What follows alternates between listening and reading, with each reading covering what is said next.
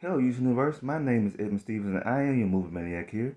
And I just want to give you another video of I'm gonna give you a ranking video of all three Tom Holland versions of Spider-Man movies. Um, yes, I want to do that because the new one came out not too long ago, and I've been trying to do a movie review of No Way Home, but I'm just gonna do all three movie ranking video of it and talk about No Way Home in the midst of talking about the other two Tom Holland versions of Spider-Man movies in the process.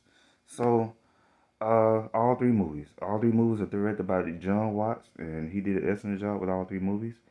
I don't know anything else that he did outside these Spider-Man movies. I probably heard of him doing other stuff. I don't know. I need to look. I need to look him up. I need to look his filmography up, or the movies that he directed in the past before he got his hands on Spider-Man. So I need to look that up.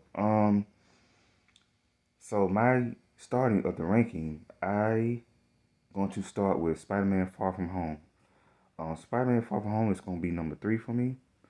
It was a great movie. Don't get me wrong. It was awesome. I love all three movies, but Spider-Man 3 is, I mean, Spider-Man 3. I mean, Spider-Man Far From Home is going to be number three because, it was a great movie. Don't get me wrong again, but it has little flaws here and there that I heard about what people said, but to me, it's a good movie. Um, Jay Gyllenhaal did great in the movie as the villain, as Mysterio, of course, because he's a great freaking actor. So he did great as Mysterio. So that's that's a given. So he did great. Tom Holland did great, of course. Spider Man, Zendaya, the dude that played Ned was great. All three of them in all three Spider Man movies. When it comes to Zendaya, the dude that played Ned, and Tom Holland and Spider Man, all three of them playing friends, best friends. All of them were great in all three movies as far as their chemistry. So I mean, that was great. Uh, um, that was great. I mean, the action was great in the movie.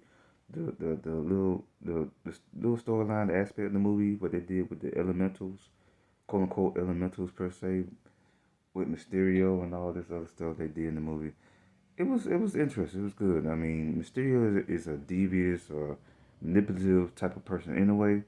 So I'm glad the setup for that was good. I mean, I kind of figured it was coming because I mean I read up on Mysterio kind of and I know that he's a manipulative type person and he manipulated Spider-Man in this movie, Tom Holland versus Spider-Man in this movie, to get him the glasses that the technology of the glasses that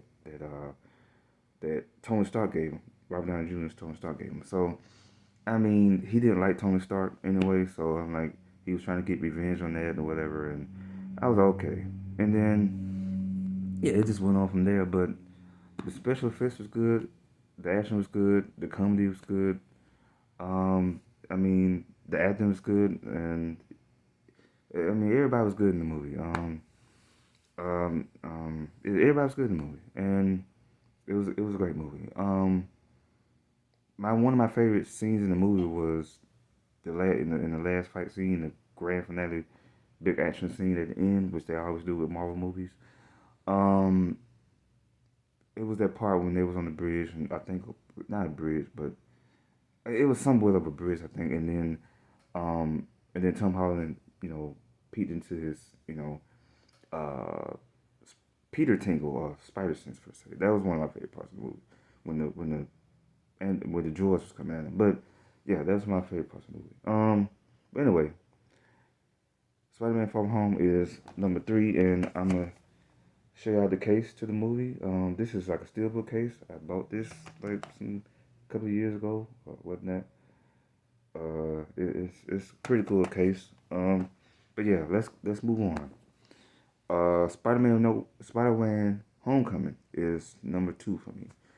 Spider-Man Homecoming is a great movie. It's more grounded. Michael Keaton was great in the movie as the villain, as the Vulture. He's always awesome though as an actor in general. So he did great as the villain, and he was awesome. Boheen was in this movie. The one that played the Shocker.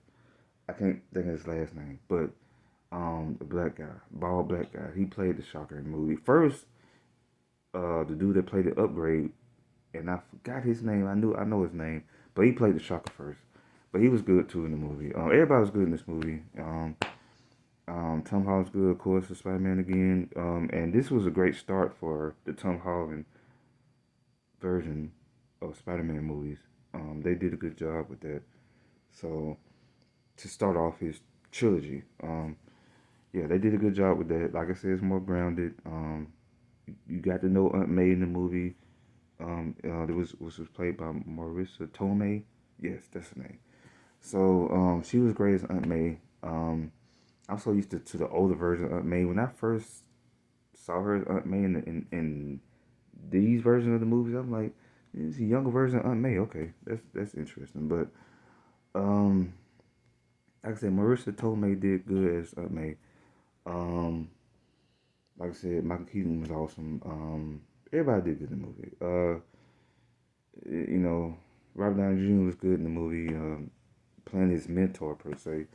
Some people didn't like the Iron Man Jr. aspect they was trying to give Tom Holland for some odd reason. It didn't bother me, but some people didn't like that, so whatever. Um, but yeah, Homecoming was a great movie. Homecoming was a great start for Tom Holland. Okay, let's move on to one of the most greatest movies of last year, which is obviously Spider-Man: No Way Home. This movie was awesome. I loved it. I saw it twice at the movies. I saw it the first time in IMAX, and I saw it the second time in 4DX with the moving chairs, and I loved it both times. The only thing with the IMAX version is the surround sound a little better than the 4DX one. I was you know at the theater that I went to in Atlanta Station, so it sounded a little bit better. But I mean, well, the IMAX version sounded a little bit better, but I still enjoy both versions greatly. Um, but Spider-Man: No Way Home is directed by John Watts too. Also, and John Watts went all in this movie. Andrew Garfield, Tobey Maguire was in this movie, which they've been rumoring for like a little bit over a year. And at first I was like, okay, whatever. And then as time went on, they was on and off, talking about Andrew and Tobey Maguire being in this movie. So I was okay. And then after a while, I was like, I just started to believe they was gonna be in the movie because it was obvious. I was like, they're gonna be in the movie, man. They was on and off trying to keep it as a surprise or whatever. I'm like, okay, they're gonna be in the movie. And I had a couple of other surprises too in the movie as far as cameos and stuff like that, which was great, which was awesome. The action was great in the movie. Everybody did good in the movie. Um, Alfred Molina was great as Dr. Octopus. Jamie Foxx was great, and they brought back Thomas Hayden Church and and my dude that played Lizard Man in the main Spider-Man movie.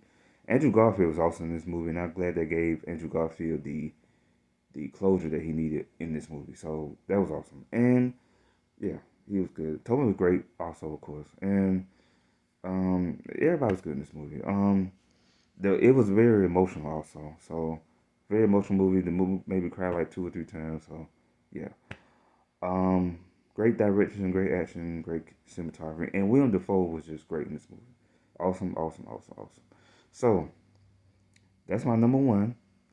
Tell me what y'all think, and tell me like this video, subscribe to my channel, comment down below, and tell me who y'all favorite. Well, what was y'all favorite Tom Holland version of all three Spider-Man movies? Or give me y'all order or whatever. I really appreciate everybody. Um, God bless everybody, and um, keep up with me. I will be doing more videos. God bless everybody again. Happy New Year. Peace.